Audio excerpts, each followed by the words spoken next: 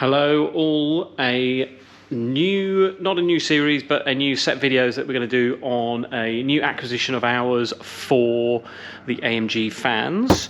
This one is a little known AMG. It's got the previous version of this car has a cult following, and so I hope this set of videos is going to be interesting. I'm certainly going to enjoy making them because I always do. The CL, which you can see in the background, stuff is progressing on that. Do not stress, do not worry. Things are moving forward, so calm yourselves. However, we've got some more bits and bobs to do, so let's have a look at what I'm talking about. 2012 SLK 55 AMG.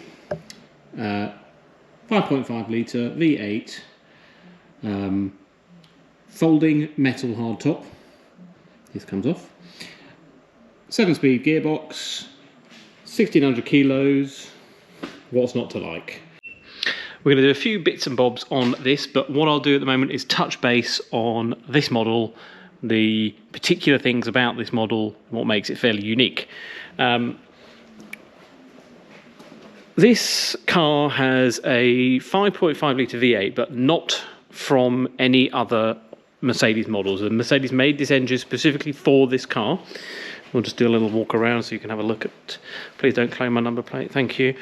I did quite a good deal on this, I think. I'm quite happy. I got it for the lowest amount of money for any SLK 55 that I could find for sale, so nothing like buying the cheapest one possible and then spending way more money to get it up to a nice standard. Ha ha ha. But this one is fairly clean. I'll just do a little walk around. We've got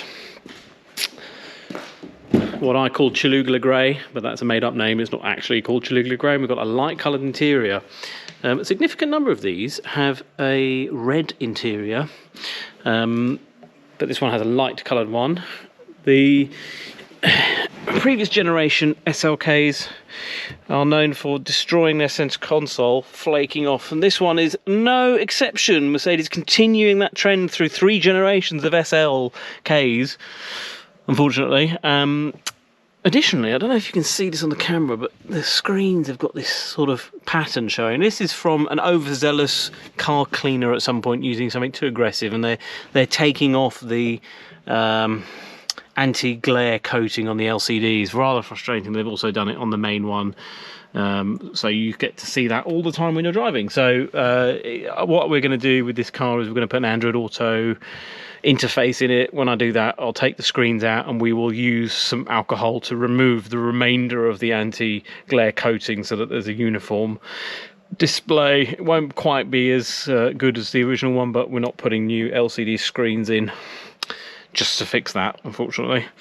Anyway, back to the actual car. There's not a huge panel gap on the front. The bonnet is open. So back to the main sort of aspect of this car and the main reason why I buy it. AMG V8. Now this is a bit of a weird engine. It's a M152. So it's basically the same engine as the 63 AMGs with the turbos. So the bi-turbo V8s that would have been in the E-Class, the S-Class and the CL of the time, but without the turbos. So those engines make between 500 and 600 horsepower depending on the application, etc., state of tune. This one makes 400, just over 418, 423, something like that, depending on if you're measuring in PS or horsepower. We're going to do some nice things to this, make it a little bit more powerful, because you've got to make it more powerful. There's no, it's not an optional thing. If you've got more power to make, you make it. You know, it's a silly question. This one has been made by, let's just cover that up there. Oh, Stefan Wagner. Oh, he sounds very German. I hope this engine's very good. I'm sure it is. So far I've been driving it, I've been utilising the rev range. It seems to be revving nicely, so that's going to be excellent. We're going to do a few bits and bobs on this maintenance perspective. This is a feature of Mercedes headlights, fogged up lights, unfortunately.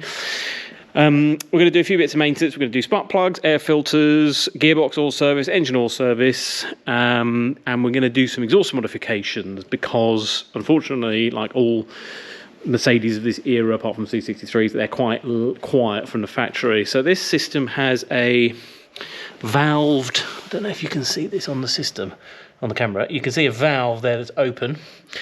So this car has cylinder shut-off, making it the most fuel-efficient and least polluting V8 in the world at the time it was made.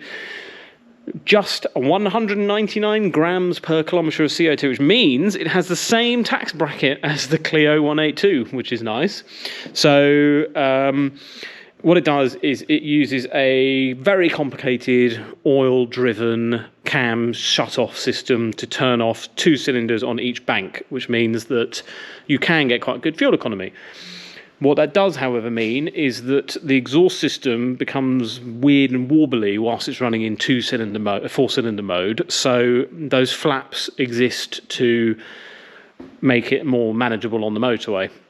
So it's not, you can't really modify the exhaust system by sort of making changes to the back boxes by removing them, because you'll end up with this horrible, like, bumbly droning noise when it's in 4-cylinder mode. Did some testing on the way in home yesterday and the way back in today. There's about 3 miles per gallon difference on my 30-mile commute in traffic with the eco mode on versus off. So that's something to note.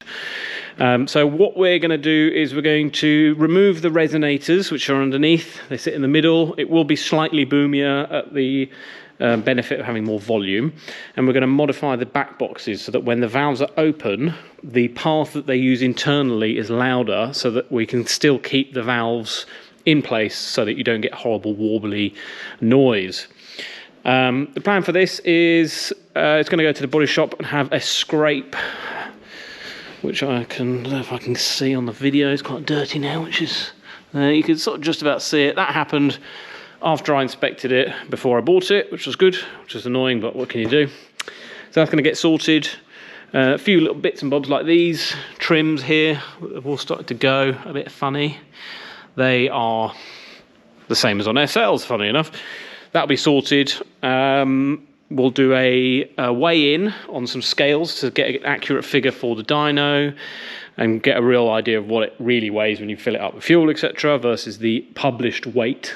And then we'll do a dyno, and then we'll do some tuning, and then we'll do another dyno. So it's not going to be like a big set of videos, nothing particularly chaotic, just sort of follow me on the journey with the SLK 55. It's got Continental Sport Contact 6s on them. I hate these tyres. I'm sure the weather is making them feel worse than they are, but they just spin up like no tomorrow. So, and the fronts wash out as soon as there's any sort of more than 4 degrees of steering input. So we've got to do something about these tyres, and then that sort of makes me think, well, should we change the wheels? They're a bit plain looking. Nothing from the factory looks particularly exciting for me on these. So if you've got any input into wheel designs that look a little bit nicer, then let me know. I mean, ultimately it's going to have Michelin Pilot Sport 4s or 5s on them. At the moment I'm finding 5s cheaper than 4s. I don't know if they're any good, we'll see. I'll do another video when we do the Android head unit, because that's going to be quite interesting, I think. You retain the control with the knob in the middle, but you get Android Auto on the display. So I mean, that's my daily backwards and forwards from the workshop in this horrible weather is a smart car. It's got a £100 head unit from AliExpress that it's got a 9-inch display and it gives me Android Auto. Don't get me started on the legality of using a touchscreen that's embedded in the dashboard of your car versus your phone. I mean, in my opinion, they're both equally as distracting, but I won't get into that. So it's going to be a bit interesting. They'll be much nicer using something a bit more modern, because even though this is 2012, the tech is so dated. We will also be doing some anti-rust treatment, not in the same way as this, but we are going to be cleaning the underside, spray, jet wash, the whole thing, so there's no rust, or no salt, sorry. Then we'll be Dynaxing the whole underbody of the car, including all the wheel arches, etc., so that this thing does not rust, because I'm not doing this to this in 5 years' time. I think I'm going to keep this for a long time. I don't envisage me selling this unless I go bankrupt, which might be the case, because AMG, Clio 182 with loads of bits still missing. So I want to make this special and keep it nice. It's low mileage, 47,000. follow me on the journey for the exhaust noise. Actually, just as a little teaser, I'm going to do a little start up and a rev with the valves open, but otherwise stock exhaust system. Low Chapelinas. This is just an example of the stock exhaust with the flaps open. So before I did this video, both the exhaust flap motors have failed. They're the same part as the C63, the SL, the AMG GT, etc. Basically any of the valve systems on most Mercedes. They're really rubbish, they always break, they're £200 each. So for the moment, because we're going to be doing modifications, I've just opened the valves and then disabled the actual electronic side of the control in the ECU so that it doesn't go into limp mode. So this is what the system sounds like with the valves open, but otherwise stock.